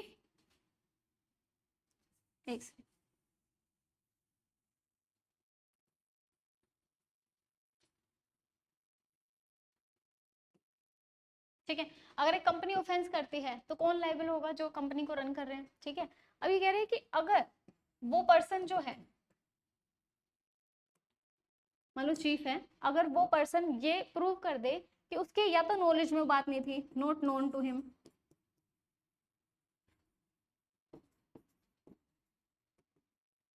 या फिर आफ्टर ड्यू डिलीजेंस भी वो उसे नहीं रोक पाया, वो काम होने से नहीं रोक पाया, तो वो रिस्पॉन्सिबल नहीं होंगे। सही है। नेक्स्ट है हमारा notwithstanding anything contained in subsection 1 where any offence punishable under this act has been committed by a company and it is proved that the offence has been committed with the consent or convenience of or inattributable to any neglect on the part of any director, manager, secretary or other officer of the company, such director, manager, secretary or other officer shall also be deemed to be guilty of the offence and shall be liable to proceed against and punished accordingly। यानी कि जो manager है, secretary है या director है company के, उनके या तो नॉलेज में बात थी या उनके कंसेंट से हुई है, ठीक है, या उन्होंने नेग्लिजेंस भी शो किया है, तो भी इसमें वो एप्लीकेबल होंगे और पनिशेबल होगा। एक्सप्लेनेशन कह रही है for the purpose of this section company means any body corporate and include a firm और other associate of the individuals. Director may in relation to firm, firm के केस में means a partner in the firm, वो भी आएंगे। Next है हमारा offence to be cognizable, ये important है 27। कॉग्निजेबल होगा, नॉन बिलेबल होगा, नॉन कंपाउंडेबल होगा, ये इंपॉर्टेंट है, कंपाउंड नहीं किया जा सकता। Every offence under this act shall be cognizable, non bailable and non compoundable. Next है हमारा सेक्शन 28। सेक्शन 28 बात करता है cognizance of offence. No court shall take cognizance of an offence under this act except on a complaint made by an appropriate authority concerned or any officer authorized in this behalf by the central government or the state government as the case may be or the appropriate authority। Simple बात है, वो कह रहे हैं कि no court shall take cognizance, तब तक cognizance नहीं लिया जा सकता ऑफेंस का इस एक्ट में जब तक कि कंप्लेन नहीं आती बाय द एप्रोप्रिएट अथॉरिटी, ठीक है। नेक्स्ट है A person who has given notice of not less than 15 days, यानी कि ये जो 15 दिन का नोटिस है ये प्री के लिए इंपॉर्टेंट है, in the manner prescribe to the appropriate authority, उन्होंने 15 दिन का नोटिस दिया है अप्रोप्रिएट अथॉरिटी को of the alleged offence and of his intention to make a complaint to the court, और उसकी इंटेंशन है कि वो कंप्लेन करेगा कोर्ट को, ठीक है। एक्सप्लेनेशन कह रही है for the purpose of this clause person include a social organisation of course. Second है हमारा no court other than that of the metropolitan magistrate और the judicial magistrate of first class shall try any offence punishable, यानी कि जेएमआईसी जो है वो इस case को ट्राई कर सकते हैं, इन ऑफेंसेस को ट्राई कर सकते हैं। Where a complaint has been made under clause b of subsection 1 the court may on the demand by such person direct the appropriate authority to make available copies of the relevant record in its possession to such person. ये कह रहे हैं कि जो records होंगे उन्हें available कराए जाए, बस। नेक्स्ट है हमारा चैप्टर 8 जो है miscellaneous, the last one. Maintenance of the record all the record, chart, form, report, consent letter और other document required to be maintain under this act and the rule shall be preserve for a period of 2 years and for such period as may be prescribe.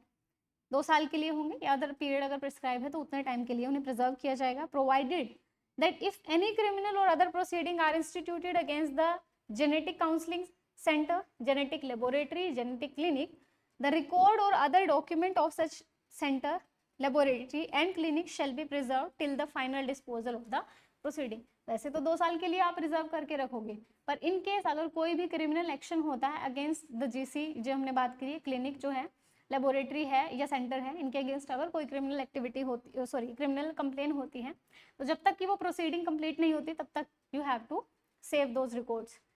All such records shall at all the reasonable time be made available for the inspection to the appropriate authority or to any other person authorized by such appropriate authority in that behalf। ठीक है, जब उन्होंने inspection के लिए उन्हें चाहिए तो you have to make them available to them, right. Next है हमारा power to search and seize record. Appropriate authority, वैसे हमने ऊपर भी बात करी है कि उनके पास पावर है, तो क्या है, appropriate authority has a reason to believe that an offence under this act has been और is being committed by any genetic counselling centre, genetic laboratory, इतनी बार आ चुका है ना, आप सेंटर, लेबोरेटरी, क्लिनिक ही बोलेंगे, और any other place such authority or any officer authorized thereof in this behalf may, subject to such rule as may be prescribed, enter and search all the reasonable time, reasonable time पे जाएंगे, ठीक है, ऐसा नहीं है रात को किसी भी टाइम जाके आप कह रहे हो कि खोलो, ठीक है, विद सच असिस्टेंस के साथ, if any, as such authority or the officer considered necessary, such genetic counseling center, genetic laboratory or genetic clinic or any other place examine any record, register, document, book, pamphlet, advertisement or other material object found therein and seize and seal the same if such authority or officer has a reason to believe that it may furnish evidence of commission of any offense punishment. ये कह रहे हैं कि आप एक reasonable time में वहाँ पर जा सकते हो, किसी वो जो क्लिनिक है, लेबोरेटरी है या सेंटर है, वहाँ पे जो भी डॉक्यूमेंट है आप उन्हें इंस्पेक्ट कर सकते हो, जो भी पेम्पलेट है, डॉक्यूमेंट है, अदर पेपर्स है, ठीक है, रिकॉर्ड है, रजिस्टर है, उन्हें आप इंस्पेक्ट कर सकते हो. अगर आपको डाउट है कि they are leading to offence which is prohibited under this act, तो आप उनका यूज़ कर सकते हैं, उन्हें सीज कर सकते हैं. Provisions of the Code of Criminal Procedure relating to the searches and the seizures shall on so far as may be apply to every search and seizure. जो भी प्रोसीजर होता है वो सारा यहाँ पे एप्लीकेबल होगा. Protection of action taken in good faith. No suit, prosecution or other legal proceeding shall lie against the center or the state government or the appropriate authority or any other officer authorized by the center or the state government by the authority for anything which is in good faith done or intended to be done in pursuance of the provision of this act. ये कह रहे हैं कि अगर कोई भी आप काम करते हो, भले ही ऐसा हो सकता है ना, गलती की गुंजाइश हो सकती है या गलत इन्फॉर्मेशन हमारे पास आई हो और मैं सर्च और सीजर के लिए चली गई हूँ, तो ये कह रहे हैं कि अगर आप गुड फेथ में ऐसा कोई काम कर रहे हो with no reason to annoy them, है ना, तो ऐसा किया जा सकता है और आपके अगेंस्ट कोई कंप्लेन या मतलब आपको प्रोसिक्यूट नहीं किया जाएगा बेसिकली. 31A बोलता है removal of difficulties. If any difficulty arise in giving effect the provision of prenatal, मतलब इस एक्ट को फॉलो करने में, इसे इफेक्ट में लाने में अगर कोई डिफिकल्टी आ रही है, the central government may by the order publish in official gazette make such provision not inconsistent with the provision of this act as appear to be necessary और expedient for removing the difficulties. अगर कोई issue आ रहा है तो उन्हें remove करने के लिए सेंट्रल गवर्नमेंट रोल बना सकती है, ठीक है. Provided that no order shall be made under this section after the expiry of a period of 3 years from the date of commencement of prenatal diagnostic technique regulation and prevention of misuse amendment act 2002. 3 साल के बाद बनाने की जरूरत नहीं पड़ेगी, obvious सी बात है. Every order made under this section shall be laid as soon as may be after it is made before each house of parliament. जरूर मतलब रीडिंग है, इंपॉर्टेंट है, अदरवाइज नहीं, रीडिंग लेनी है. Power to make rules. The central government may make rules for carrying out the provision of this act. Central government rule बना सकती है. In particular or without prejudice to the generality of the foregoing powers, such rules may provide for minimum qualification for person employed at a registered genetic counseling center. भाई क्या क्या minimum qualification होना चाहिए? भाई इस क्वालिफिकेशन से कम के जो लोग हैं वो यहाँ पे काम नहीं कर सकते, एम्प्लॉय नहीं हो सकते. तो क्या बोल रहे हैं कि minimum qualification for the person employed at a registered genetic counselling centre, genetic laboratory और genetic clinic under clause 2 of section 3, sorry, the manner in which the person conducting the ultrasonography on a pregnant women shall keep record thereof in the clinic under the provision of section 3 of section 4. कि किस manner में जो person है उस women के record को रखेगा. The form in which consent of the pregnant women has to be obtain under, हमने बात की थी ना कि उसकी कंसेंट ली जाएगी, तो किस फॉर्म में उसकी कंसेंट ली जाएगी वो भी मेंशन किया जाएगा, वो उसके लिए भी रूल बना सकती है government. The procedure to be followed by the members of the central supervisory board in the discharge of their function under subsection 4 of section 8. Central supervisory जो बोर्ड है वो किस तरीके से रूल्स को फॉलो करेगा, प्रोसीजर को फॉलो करेगा, ठीक है. Allowance for the members other than the ex officio members admissible under subsection 5 of, हमने बात की थी ना, ex officio तो कौन होंगे, जो ऑलरेडी एक पोजीशन को होल्ड करते हैं, उनके अलावा जो अदर मेंबर्स हैं उनके अलाउंसेस को देना, मतलब कितना उन्हें अलाउंसेस दिया जाएगा उसे डिसाइड करना. Code of conduct to be observed by the person working at the genetic counselling centre, genetic laboratories and genetic clinic to be laid. अब ये तो उन्होंने बोल दिया किसने, सेंट्रल सुपरवाइजरी बोर्ड ने, कि एक पर्टिकुलर कोड ऑफ कंडक्ट जो है उन्हें फॉलो करना पड़ेगा, ऐसा तो बोल दिया, पर वो होगा क्या, कोड ऑफ कंडक्ट क्या होगा, वो central government can make rule on that. The manner in which reports shall be furnished by the state और union territory supervisory board to the board and the central government in respect of the various activity taken in the state under the act under clause 4 और subsection 1 of, मतलब जो भी reports बनाई जाएगी किस तरीके से फर्निश किया जाएगी, इस मैनर में फर्निश की जाएगी, उसके रिगार्डिंग जो रूल्स है वो empowering the appropriate authority in any other manner, मतलब जितने मैटर दे रखे हो तो ठीक है, अगर उससे ज्यादा पावर देने की जरूरत है तो उस पर भी रूल्स बनाए जा सकते हैं। The period intervening between any two meeting of advisory committee under, अब ऊपर हर जगह बात हो रही थी ना कि जितना प्रिस्क्राइब्ड मीटिंग का टाइम, ड्यूरेशन का टाइम होगा वो सारा जो है सेंट्रल गवर्नमेंट उस पर रूल बना सकती है। Term and the condition subject to which a person may be appointed to the advisory committee, उनकी जो टर्म एंड कंडीशन हमने बात तो करी थी कि होंगी, जो प्रिस्क्राइब्ड है, प्रिस्क्राइब मतलब वो by the rules, and the procedure to be followed by the committee under subsection 9 of the section 17, the form and the manner in which an application shall be made for registration and the fee payable thereof under subsection 2 of section 18 जो application देंगे ना registration के लिए वो कितनी fees देंगे, हम उस पर भी लिखा हुआ था प्रिस्क्राइब्ड मैनर, तो वही यही है कि स्टेट गवर्नमेंट, सेंट्रल गवर्नमेंट जो है प्रिस्क्राइब करेगी। The facilities to be provided, equipments or other standards to be maintained by the genetic counseling center, genetic laboratory and genetic clinic under subsection 5 or section 18। Next है हमारा the form in which the certificate of registration shall be, किस form में certificate issue किया जाएगा।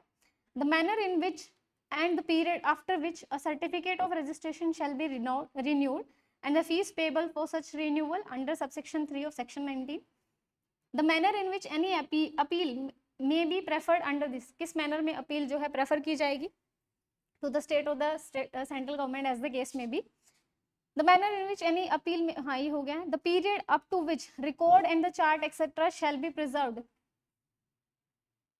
under subsection 1 of 29, हमने बात की थी ना 2 साल तक तो रखना है, उसके अलावा अगर प्रिस्क्राइब टाइम दे रखा है तो उस टाइम तक। The manner in which the seizure of the document, record, object etcetera shall be made, किस तरीके से सीज किया जाएगा।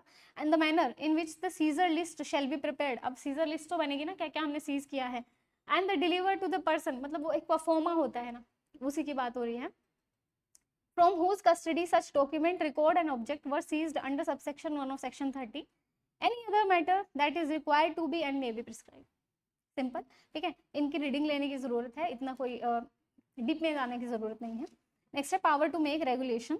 The board may with the previous sanction of the central government by notification in the official gazette make rules या regulation not inconsistent with the provision of this act and the rule made thereunder to provide for, पहला the time and the place of meeting of the board, board की meeting होगी हमने बात करी थी, पर कहाँ होगी, किस टाइम होगी, उसके बारे में। And the procedure to be followed for the transaction of the business at such meeting and the number of members which shall form the quorum, अब हमने बात तो की थी कोरम बनेगा, कितने मेंबर्स का बनेगा will be discuss here. Next है the manner in which a person may be temporarily associated with the board under subsection 1 of section 11, किस मैनर में जो है टेम्परेरी एसोसिएशन, मतलब जिसके एडवाइस के लिए हमने उन्हें रखा था, उनकी एड एडवाइस के लिए, तो किस मैनर में रखा जाएगा उसकी बात हो रही है। The method of appointment, the condition of service and the salary of pay and allowances of the officer other employees of the board appointed under section 12। Simple है, बस reading is enough generally for the efficient conduct of the affair of the board. Next section है हमारा the last section of the day, rules and regulation to be laid down before the parliament. वैसे इसकी भी बस एक reading की जरूरत है, ठीक है। Every rule and every regulation made under this act shall be laid as soon as may be after it is made before the house of Parliament, हमें पता ही है।